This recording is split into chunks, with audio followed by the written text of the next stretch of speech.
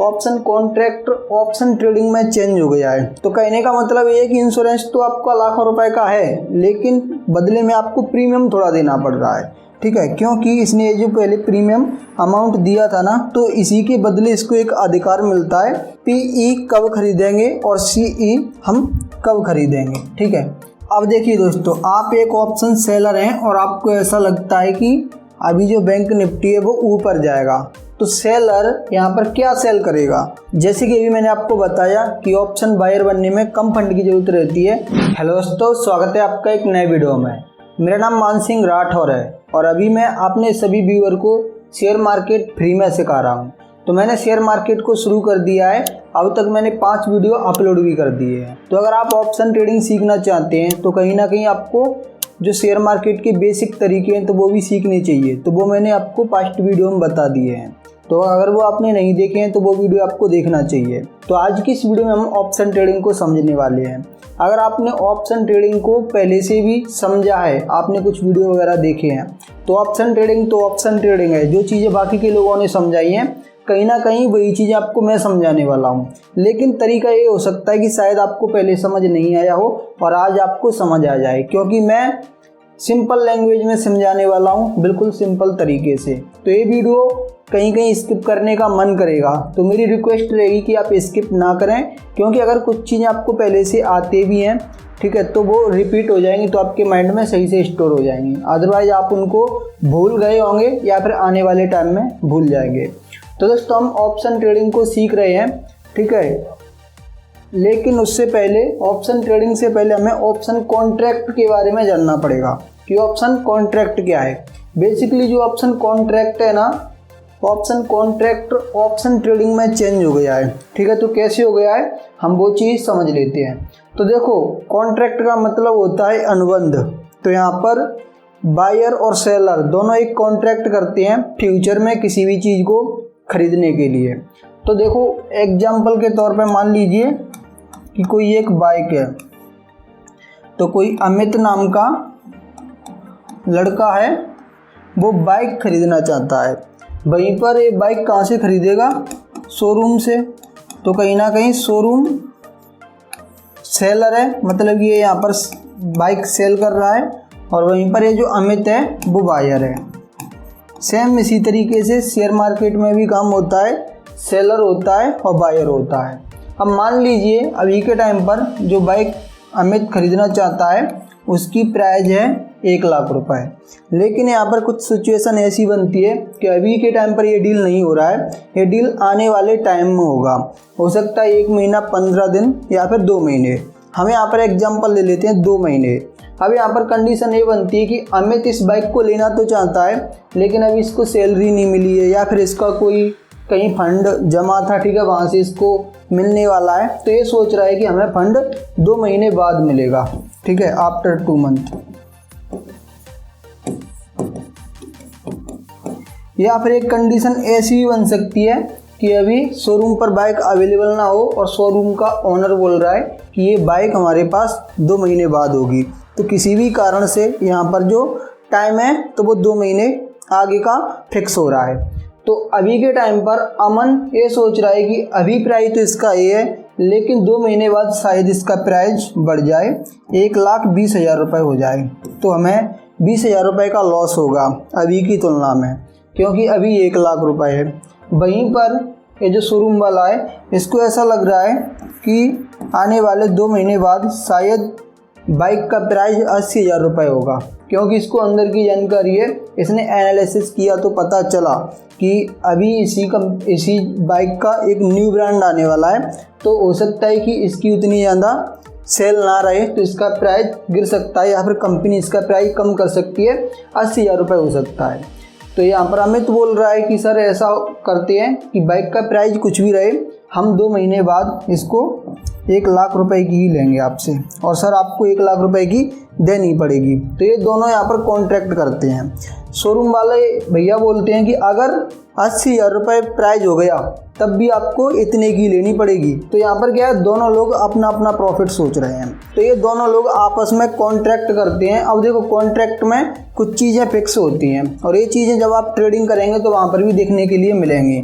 वैसे ये जो मैं आपको अभी एग्जाम्पल दे रहा हूँ ना, तो ये रियल लाइफ में ऐसा होता है, लेकिन दूसरी जगह होता है। आप शोरूम पे जाके ट्राई मत करना, शायद वो ऐसा नहीं करेगा, ठीक है। लेकिन जब आप प्लॉट वगैरह लेते हैं ना, तो पहले आप ज़मीन देखते हैं, उसके बाद आप बैना दे देते हैं, ठीक है, नॉर्मल भाषा में बैना बोलते हैं।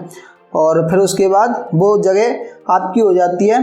फिर जब आप कोई वहाँ पर नया, ठीक है, जहाँ पर प्लॉटिंग हो रही है, कोई नया व्यक्ति आता है तो वो बोलता है कि इसकी तो हमारी बात हो गई है और उन्होंने हमें कुछ अमाउंट भी दे दिया है और आगे चल के रजिस्ट्री कराएंगे।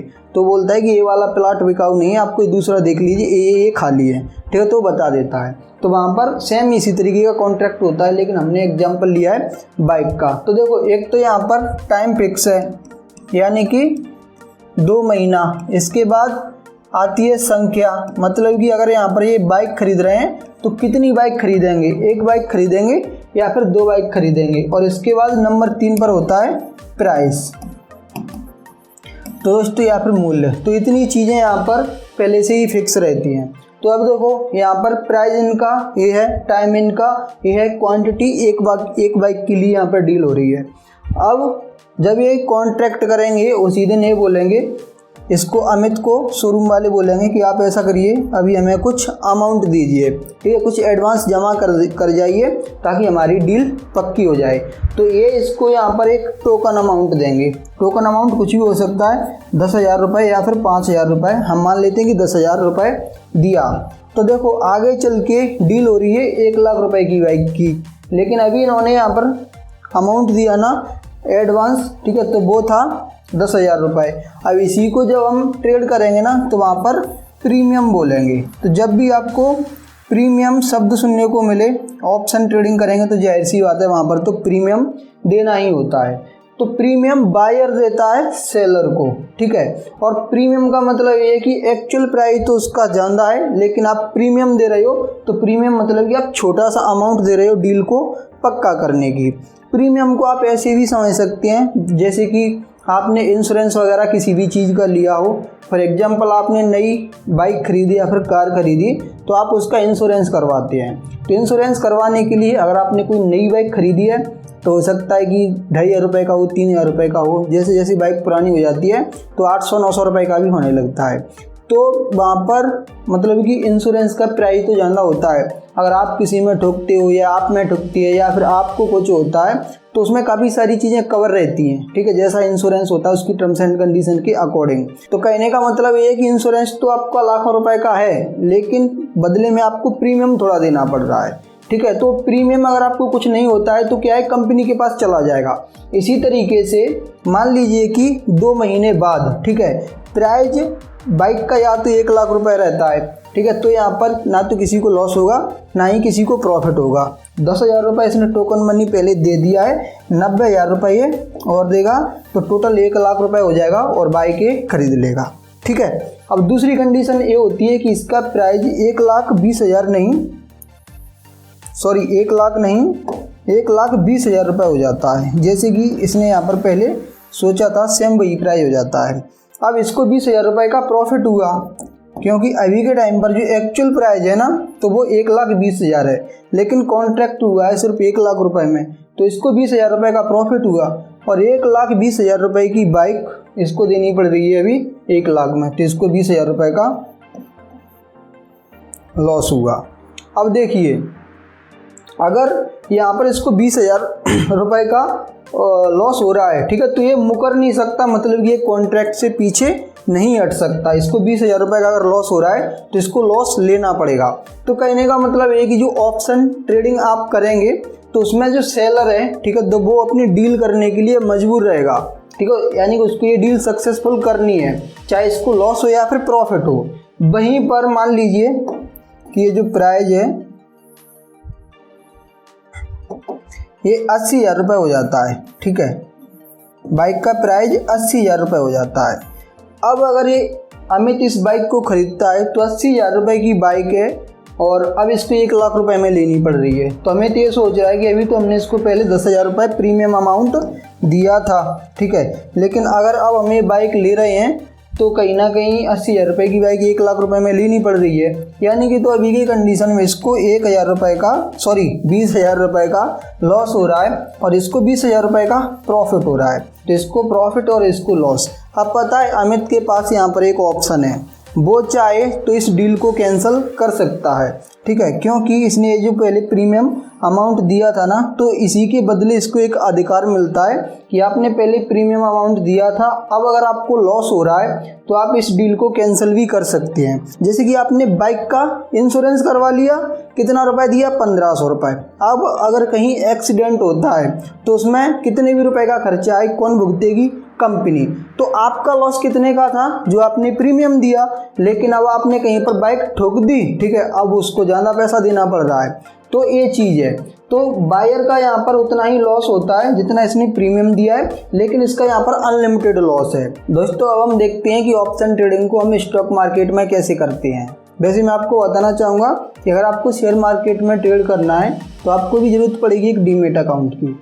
अगर आपका किसी भी कंपनी में डीमेट अकाउंट नहीं है तो मैं आपको जीरोधा, एंजल वन, अपस्टॉक और धन, इनका मैं लिंक दे रहा हूँ डिस्क्रिप्शन में, आप अपना अकाउंट ओपन कर सकते हैं। जीरोधा में चार्ज लगता है, बाकी सभी में आप बिल्कुल फ्री में अपना डीमेट अकाउंट ओपन करके ट्रेडिंग स्टार्ट कर सकते हैं। तो देखिए, आप जो ऑप्शन ट्रेडिंग है तो इसको आप स्टॉक में भी कर सकते हैं, और फिर आप अगर ऐसा चाहें कि इंडेक्स में करेंगे, ठीक है, तो आप इंडेक्स में भी कर सकते हैं। इसके बाद जो करेंसी और कमोडिटी होता है, ठीक है, तो वहाँ पर भी आप कर सकते हैं। लेकिन ज़्यादातर देखा जाए ना तो पब्लिक इंडेक्स में करती है, क्योंकि इंडेक्स में स्टॉक की तुलना में वॉलेटिलिटी ज़्यादा होती है। और ऑप्शन ट्रेडिंग में जैसे कि अभी डिस्क्लेमर भी दिखने लगा है कि ऑप्शन ट्रेडिंग में 10% लोगों को प्रॉफिट होता है, बाकी 90% लोगों को लॉस होता है।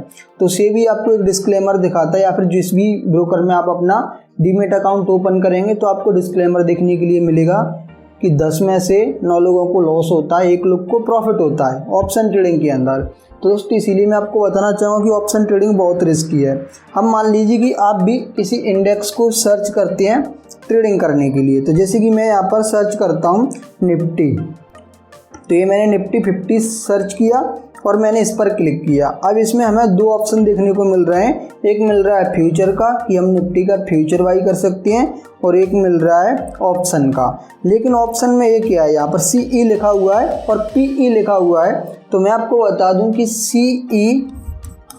CE को हम कॉल बोलते हैं, ठीक है, वैसे इसका फुल फॉर्म होता है कॉल यूरोपियन, लेकिन जब हम ट्रेडिंग करेंगे तो कहीं पर हमें CE लिखा हुआ दिखाई देगा, कहीं पर कॉल लिखा हुआ दिखाई देगा। इसी तरीके से PE लिखा हुआ है तो इसका मतलब पुट यूरोपियन होता है, ठीक है, तो कहीं पर हमें PE दिखाई देगा, कहीं पर हमें पुट भी देखने को मिलेगा। तो यहाँ पर सिंपल हमें CE और PE देखने को मिल रहा है। अब हम इस पर क्लिक करेंगे। जब हम इस पर क्लिक करेंगे तो ये ऊपर इसमें कुछ डेट लिखी हुई है, तो डेट यहाँ पर एक्सपायरी डेट है। जैसे कि यहाँ पर जब आप कोई ट्रेड लेंगे ना तो उसका टाइम चलना स्टार्ट हो जाएगा आप जब भी ट्रेड लेंगे, ठीक है। तो ये 12 अक्टूबर, एक्सपायरी हर गुरुवार को होती है, तो 12 अक्टूबर को गुरुवार है, 19 अक्टूबर को गुरुवार है, फिर 26 अक्टूबर को है। तो ये यहाँ पर अलग अलग एक्सपायरी है। तो आप जो कॉन्ट्रैक्ट कर रहे हैं ना वो 12 तारीख तक के लिए कर रहे हैं। 12 तारीख के बाद आपकी कॉन्ट्रैक्ट की वैल्यू 0 हो जाएगी, वो कॉन्ट्रैक्ट कैंसल, ठीक है। तो मैं 19 तारीख को सिलेक्ट कर लेता हूँ। अब इसके बाद in depth for 19 October option, ठीक है, तो मैंने इस पर क्लिक किया। तो जब मैंने क्लिक किया ना तो यहाँ पर ऑप्शन चेन ओपन हो गया।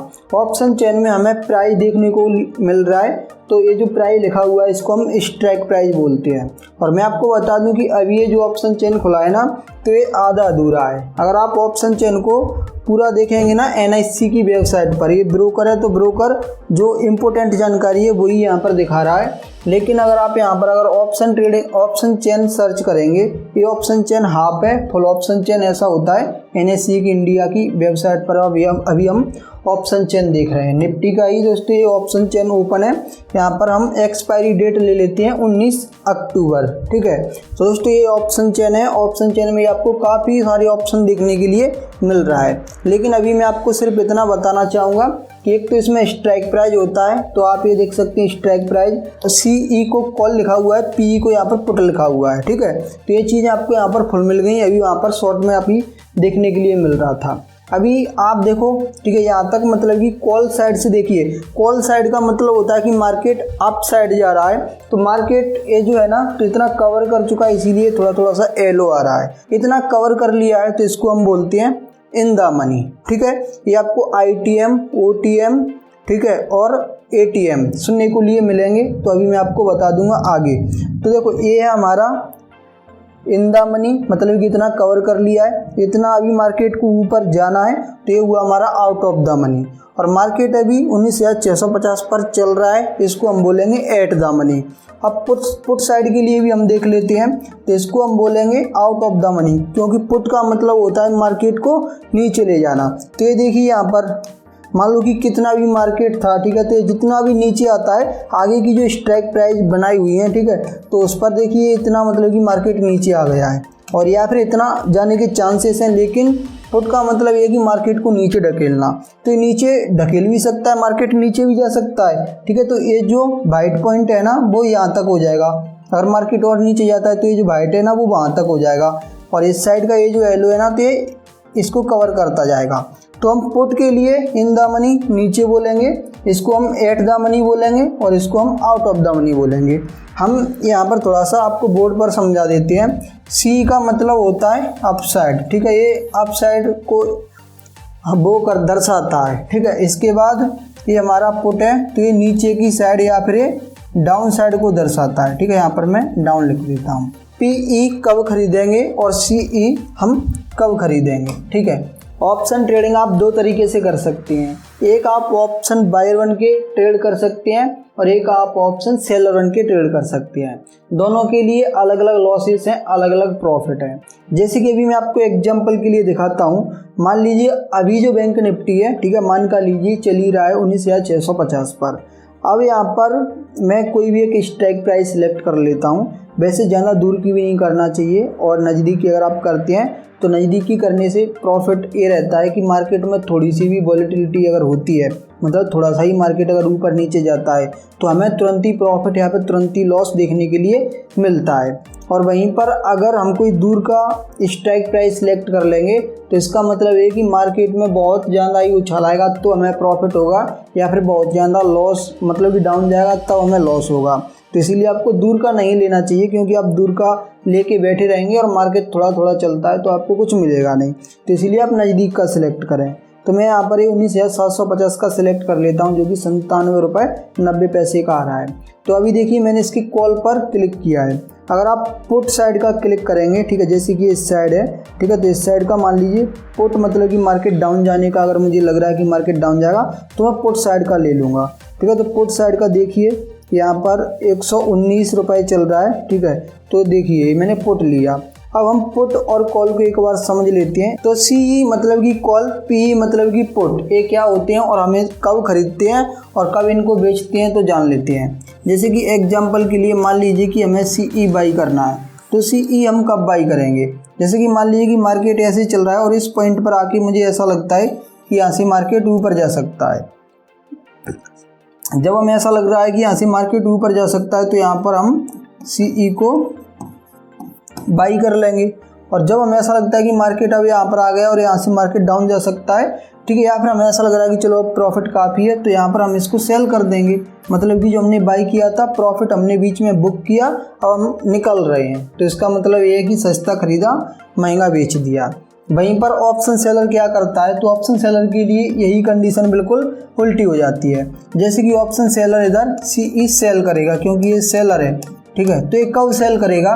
जैसे कि मान लीजिए इसको लगता है कि मार्केट यहाँ पर आ गया, ठीक है, अब ये यहाँ से मार्केट डाउन जा सकता है, तो ये यहाँ पर CE को सेल कर सकता है। ठीक है। अब ये CE यहाँ पर सेल कर रहा है ना, तो इसका मतलब ये है कि CE महंगा तो इसने बेच दिया, क्योंकि अभी यहाँ पर महंगा है। अब इसको लग रहा है कि मार्केट डाउन जाएगा, तो इसने CE बेच दिया। अब ये यहाँ पर नीचे आके CE को बाई कर लेगा। तो देखिए नीचे खरीद कौन रहा है, जिसको लग रहा है मार्केट ऊपर जाएगा, मतलब कि बायर, और ये इसको बेच रहा है। तो कहने का मतलब दोनों कंडीशन में एक ही है कि महंगा बेच दिया, सस्ता खरीदा, ठीक है। अब इसको लग रहा था मार्केट ऊपर जाएगा, तो इसने सस्ता खरीदा, महंगा बेच दिया। इसको लग रहा था कि मार्केट डाउन जाएगा, महंगा बेच दिया, सस्ता खरीदा, महंगा बेचो, यही तो प्रॉफिट है। तो ये यहाँ पर हो रहा है। अब हम पुट को समझ लेते हैं। पुट मतलब कि PE। तो देखिए अगर ऑप्शन बायर है और बायर को ऐसा लग रहा है कि मार्केट ऐसी है, अब यहाँ से ये डाउन जा सकता है, ठीक है, तो ये यहाँ पर खरीदेगा, क्योंकि ये बायर है, तो ये यहाँ पर PE खरीदेगा। तो आप देख रहे हैं ना कि दोनों कंडीशन में ही आप खरीद सकते हैं, लेकिन ये CE और PE बदल जाएंगे, ठीक है। आप खरीदारी बने रहेंगे। मार्केट जब नीचे जा रहा है ना, तब भी आपको सेल नहीं करना है। अगर आप सेलर नहीं है तो, अगर आप बायर ही हैं तब भी आप खरीद सकते हैं, लेकिन CE और PE में अंतर हो जाएगा। डाउन जाने पर आपको PE खरीदना है, अप जाने पर आपको CE खरीदना है, ठीक है। तो आपने यहाँ पर खरीदा, इसको सेल कर दिया, तो डाउन जाने पर PE की वैल्यू बढ़ती है, तो ये डाउन गया, नीचे जाके बढ़ गया। तो इसका मतलब क्या है, खरीदा सस्ता, जब यहाँ पर महंगा हो गया तो बेचा, ठीक है। सेम इस तरीके से यहाँ पर मान लीजिए, सॉरी, अब इसको यहाँ पर आके ऐसा लगता है कि यहाँ से मार्केट ऊपर जाएगा, ठीक है, तो यहाँ पर सेल कर देगा PE, और PE उल्टा चलता है इस साइड, मतलब कि इसने यहाँ पर ऊपर जाएगा ना PE, तो इसका प्राइस कम होने लगेगा। जब ऊपर जाके प्राइस कम हो जाएगा तो ये PE को बाई कर लेगा। अब यहाँ पर भी कंडीशन दोस्तों देखिए कि सेम ही है। सेम क्या है, यानी कि सस्ता खरीदा और महंगा बेचा, सस्ता खरीदा महंगा बेचा, नीचे जाने पर इसकी वैल्यू बढ़ रही है। वहीं पर अगर इसको पहले बेच रहा है, मतलब कि यहाँ पर बेच दिया महंगा, नीचे आके क्या हो रहा है, महंगा, ठीक है, ये नीचे आ रहा है ना। अगर PE नीचे जा रहा है ना, तो क्या होगा, महंगा। और अगर ये सेल कर दिया है और ये ऊपर गया है, तो इसका मतलब क्या है, ये सस्ता हो रहा है, ठीक है। और ये साइड CE नीचे गया, ठीक है, तो इधर CE सस्ता हो रहा है, नीचे जाने पर CE सस्ता होता है, और इधर ये CE ऊपर जा रहा है, तो इधर महंगा हो रहा है। देखो अभी आपको मैं कमेंट करने के लिए बोलता हूँ, क्योंकि आप जब कमेंट करेंगे ना तभी आपका सही से दिमाग ओपन होगा। ये मैंने कौन सा खोल लिया, ये वाला क्रोम खोलना था। अब देखिए दोस्तों, आप एक ऑप्शन सेलर हैं और आपको ऐसा लगता है कि अभी जो बैंक निफ्टी है वो ऊपर जाएगा, तो सेलर यहाँ पर क्या सेल करेगा, ठीक है। अब सेलर को यहाँ पर सेल करना है, लेकिन आप हमें कमेंट करके बताओ कि क्या सेल करेगा। तो कहने का मतलब ये कि सेल करेगा ना नीचे, तो नीचे क्या महंगा होता है, ठीक है। जैसे कि अभी यहाँ पर एक चीज़ महंगी है, तो अभी यहाँ पर ये महंगा है, तो आप इसको सेल कर रहे हैं, और जब ये PE ऊपर पहुँच जाएगा तब आप इसको बाई कर लेंगे। सिंपल सा यहाँ पर आंसर निकल के आ गया कि महंगा बेच दिया, सस्ता खरीदा, तो ऊपर जाने पर PE सस्ता हो रहा है, ठीक है। तो दोस्तों ऑप्शन ट्रेडिंग लोग क्यों करते हैं, या फिर ऑप्शन ट्रेडिंग करने के बेनिफिट क्या हैं, अब हम वो जान लेते हैं। तो ऑप्शन करने के काफ़ी सारे बेनिफिट हैं, लेकिन इस वीडियो में हम आपको 3 बेनिफिट के बारे में बता रहे हैं। तो पहला जो बेनिफिट है ना, वो है दोस्तों मार्जिन, कि जब हम ऑप्शन ट्रेडिंग करते हैं तो हमें मार्जिन मिलता है। तो जैसे कि मान लीजिए किसी बैंक का शेयर है, फॉर एग्जांपल अभी यहाँ पर मैं एक बैंक को सर्च कर लेता हूँ, जैसे कि मैंने HDFC बैंक यहाँ पर सर्च कर लिया, HDFC बैंक आ गया है। HDFC बैंक का एक शेयर 1534 रुपये का है। अगर मैं इसको बाई करने के लिए जाता हूँ तो देखिए, अगर मैं इसके यहाँ पर 550 शेयर खरीदता हूँ, ठीक है, तो 550 शेयर खरीदने के लिए 4,42,978 रुपये की ज़रूरत है। अब मैं इसको ऑप्शन के अंदर जाके खरीदता हूँ। मैंने ऑप्शन सेलेक्ट किया, अब मैं ऑप्शन चेन पर गया, और मान लीजिए कि मैंने यहाँ पर कोई भी एक स्ट्राइक प्राइस ले लिया। तो ये डिपेंड करता है, आप जितना सस्ता स्ट्राइक प्राइस लेंगे उतना ही फंडे कम हो जाएगा, लेकिन सस्ता लेने का कोई बेनिफिट नहीं रहता है, वो मैंने आपको पीछे बताया था। तो मान लीजिए मैंने ये नज़दीक वाला ही लिया, तो देखिए अब मैं इसको बाई करने के लिए जाता हूँ, तो देखिए 550 एक लॉट मैंने यहाँ पर लिखा और एक लॉट में 550 की क्वांटिटी है HDFC बैंक की। तो कहीं ना कहीं अभी मुझे 4,32,000 यानी कितना फंड की ज़रूरत थी। अभी यहाँ पर कितना है 13,552 रुपये में मैं 550 शेयर खरीद सकता हूँ। तो यहाँ पर क्या है हमें मार्जिन मिलता है, तो इसीलिए लोग ऑप्शन ट्रेडिंग करते हैं। मतलब कि कम फंड में आप किसी भी कंपनी के ज़्यादा स्टॉक खरीद के उसमें ट्रेड कर सकते हैं। दूसरा प्रॉफिट ये है कि आप इसके थ्रू हेजिंग कर सकते हैं। तो हेजिंग का मतलब होता है लॉस को कम करना। आपको लॉस होने वाला है, आपको डर लग रहा है कहीं लॉस ना हो जाए, तो आप हेजिंग कर सकते हैं। अब देखिए ऑप्शन ट्रेडिंग में हेजिंग कैसे की जाती है। जैसे कि मान लीजिए कि आपने HDFC बैंक के शेयर खरीद के रखे हैं, ठीक है। कोई बड़ा इन्वेस्टर होगा तो मान लीजिए कि उसने 1,000 रुपये HDFC बैंक के शेयर बाई कर रखे हैं, इसमें उसने अपनी पोजीशन बना रखी है। हम मान लीजिए कि HDFC बैंक की कोई न्यूज़ आने वाली है और इसको ऐसा लग रहा है कि शायद नेगेटिव न्यूज़ ना आ जाए, जिसकी वजह से इसका प्राइस गिरने लगे। और गिरने लगेगा तो इसको क्या है लॉस होने लगेगा। तो अब ये सोच रहा है कि कहीं इसका प्राइस गिरने ना लगे, तो ये अपने शेयर को सेल भी नहीं करना चाहता, क्योंकि एक कंडीशन में इसको ऐसा भी लग रहा है कि कहीं पॉजिटिव न्यूज़ ना आ जाए जिसकी वजह से प्राइस बढ़ने लगे। तो ये क्या कर लेता है, यानी कि इसने बढ़ने के लिए तो इसमें पोजीशन बनाई हुई है, लेकिन एक कंडीशन में इसको ऐसा भी लग रहा है कि अगर इसका प्राइस डाउन ना कहीं चला जाए, तो डाउन ना जाने के लिए ये क्या करता है, HDFC बैंक ऐसी सर्च करता है, ऑप्शन चेन ओपन कर लेता है, फिर ये पुट साइड का खरीदता है कि अगर मार्केट डाउन जाएगा तब भी हम प्रॉफिट में ही रहे। तो ये पुट साइड के मान लो कि 1100 स्टॉक, क्योंकि 1,000 पिक से नहीं खरीद सकता, ठीक है। तो पुट साइड के इसने 27,960 रुपये ठीक है खर्च करके और इसने खरीद लिए। अगर मार्केट डाउन जाता है ना तो इधर तो इसको लॉस होगा, लेकिन ये तो इसने पुट ही खरीदा है कि मार्केट को डाउन जाने दो, तो इधर इसको प्रॉफिट होगा, ठीक है। तो इसने क्या किया, यहाँ पर हेजिंग कर ली और ये इसने सेल भी नहीं किए, तो ये यहाँ पर एक बेनिफिट रहता है। और मान लीजिए कि अगर ये मार्केट ऊपर जाता है, ठीक है, तो इसमें तो इसको प्रॉफिट हो ही रहा है, और अगर यहाँ पर इसको थोड़ा सा लॉस भी हो जाता है तो कोई दिक्कत नहीं है, क्योंकि इसे ये यहाँ पर पहले से प्रिपेयर तो हो गया। तो ये यहाँ पर बेनिफिट ये मिलता है कि आप हेजिंग कर सकते हैं। और तीसरा दोस्तों जो बेनिफिट है ना, तो वो ये है, और इसका जो तीसरा बेनिफिट है वो दोस्तों वॉलेटिलिटी, यानी कि यहाँ पर लोग वॉलेटिलिटी का बेनिफिट उठाते हैं। जैसे कि अगर आप किसी स्टॉक में ट्रेड करते हैं, तो स्टॉक में ट्रेड करेंगे ना तो उधर क्या स्टॉक धीमे धीमे चलता है, लेकिन अगर आप निफ्टी या फिर बैंक निफ्टी के अंदर ट्रेड करते हैं तो वहाँ पर वॉलेटिलिटी बढ़ जाती है। जैसे कि अभी मैंने आपको बताया कि ऑप्शन बायर बनने में कम फंड की ज़रूरत रहती है और ऑप्शन सेलर बनने में ज़्यादा फंड की ज़रूरत रहती है। अब मैं आपको बताने ये वाला हूँ कि यहाँ पर दोनों को बेनिफिट भी अलग अलग मिलते हैं। जैसे कि मान लीजिए एक तो फेवर का बेनिफिट मिलता है। फेवर मतलब कि जैसे आपने CE खरीदा, ठीक है, बायर है, आपने CE खरीदा और आपको ऐसा लगता है कि मार्केट अप साइड जाएगा, तो मार्केट आपके फेवर में जैसा आपने सोचा वैसा ही जा रहा है, तो यहाँ पर प्रॉफिट होगा। और वहीं पर ये मान लीजिए सेलर है, इसने सोचा कि मार्केट ऊपर जाएगा और इसने सेल कर दिया CE, तो मतलब कि मार्केट इसके फेवर में रहा, तो इसको यहाँ पर ट्रेंड का फ़ायदा मिला, मतलब कि इसको भी फेवर का फ़ायदा मिला और इसको प्रॉफिट हुआ। अब क्या हो सकता है, मार्केट या तो फेवर में जा सकता है, नहीं तो ऐसा भी हो सकता है कि मार्केट किसी के भी फेवर में ना जाए, मार्केट जाए साइडवेज, ठीक है। तो अगर मार्केट साइडवेज जाएगा ना, तो यहाँ पर क्या हो रहा है कि जो कॉन्ट्रैक्ट का टाइम है ना, तो टाइम के साथ साथ जो आपने प्रीमियम पे किया है ना, उसकी भी वैल्यू घटती रहती है। तो यहाँ पर दूसरा बेनिफिट ये है कि अगर मार्केट साइडवेज रहता है, ठीक है, तो इसको तो प्रॉफिट होता है, क्योंकि एक्सपायरी तक जो पैसा है तो इसके पास आना है, और इसको लॉस होता है, ठीक है। और ये दोस्तों यहाँ पर थीटा के कारण होता है। तो आने वाले वीडियो में हम ऑप्शन ग्रीक्स के बारे में जानेंगे, तब आपको बताएं कि आखिर ये पैसा इस साइड कैसे जाता है। वैसे अभी आप इतना मान लीजिए कि जो ऑप्शन बायर का जो प्रीमियम है तो वो धीमे धीमे इसके पास जाता है, ठीक है, और एक्सपायरी तक ये पूरा चला जाएगा, आपके पास कुछ नहीं बचेगा, पूरा इसके साथ उसके पास चला जाएगा।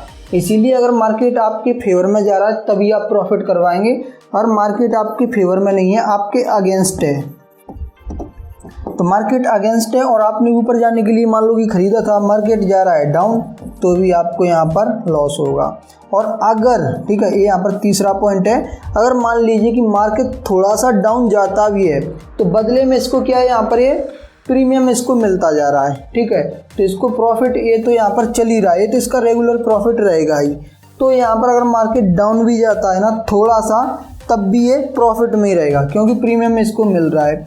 अदरवाइज मान लीजिए कि यहाँ पर मार्केट ठीक है थोड़ा डाउन गया, तब भी ये प्रॉफिट में ही रहेगा। अगर मार्केट ज़्यादा ही डाउन जाता है, ठीक है, डाउन की यहाँ पर दो कंडीशन बनेंगी, तब ये लॉस में रहेगा। तो आप देखिए कि मार्केट अगर सेलर के बिल्कुल ही अगेंस्ट चला जाता है ना, तब इसको लॉस होगा। और इसके लिए प्रॉफिट की प्रोबेबिलिटी सिर्फ ये की है कि मार्केट इसके फेवर में ही चलना चाहिए। थोड़ा सा भी साइडवेज गया या फिर इधर ये नीचे गया तो इसके लिए लॉस ही लॉस है, क्योंकि एक्सपायरी नज़दीक आने वाली है तो इसका प्रीमियम इसके पास जाता ही रहेगा। तो दोस्तों आज की इस वीडियो में ऑप्शन ट्रेडिंग के बारे में बस इतना ही था। उम्मीद करता हूँ कि वीडियो आपको पसंद आया होगा। अगर वीडियो आपको पसंद आया है, जो चीज़ें मैंने समझाई हैं वो आपको समझ आ गई हैं, तो इस वीडियो को लाइक कर सकते हैं। इस वीडियो में बस इतना ही था। ये वीडियो देखने के लिए आपका बहुत बहुत धन्यवाद।